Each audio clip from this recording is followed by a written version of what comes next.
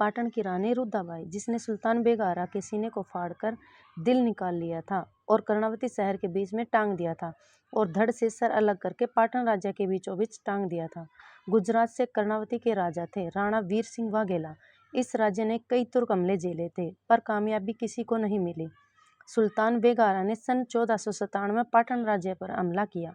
राणा वीर सिंह वाघेला के पराक्रम के सामने सुल्तान बेग आरा की 40,000 से अधिक संख्या की फौज 2 घंटे से ज्यादा टिक नहीं पाई। सुल्तान बेग आरा जान बचाकर भागा। असल में कहते सुल्तान बेग आरा की नजर रानी रुद्राबाई पे थी।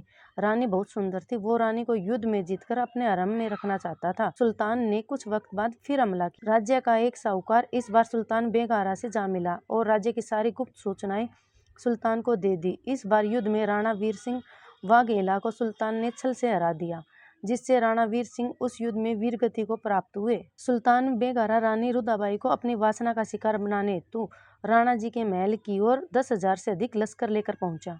रानी रुद्राबाई के पास शाह ने अपने दूत के जरिए निकाह प्रस्ताव रखा। रानी रुद्राबाई ने महल के ऊपर छावनी बनाई थी, जिसमें 2,500 दरधारी वीरांगनाएं थी, जो रानी रुद्राबाई का इशारा पाते ही लश्कर पर हमला करने को तैयार थी। सुल्तान बेग आरा को महल द्वार के अंदर आने का न्योता दिया गया। सुल्तान बेग आरा वासना में अंधा होकर वैसा ही किया। जैसे ही वो दुर्ग के अंदर आया, रानी ने समय न गवाते हुए सुल्तान बेग आरा के सीने में खंजर उतार दिया और उधर छावनी से तीरों की वर्षा होने लगी, जिससे शाह का लश्कर बचकर वापस नहीं जा पाया। सुल्तान बेग आरा का सीना फाड़कर रानी रुद्राबाई ने कलेजा निकालकर कर्णावती शहर के बीचों बीच लटकवा दिया और उसके सर को धड़ से अलग करके पाटन राज्य के बीच में टंगवा दिया। साथ ही यह चेतावनी भी दी कि कोई भी आक्रांता भारतवर्ष पर या हिंदू नारी पर बुरी नजर डालेगा तो उसका यही हाल होगा।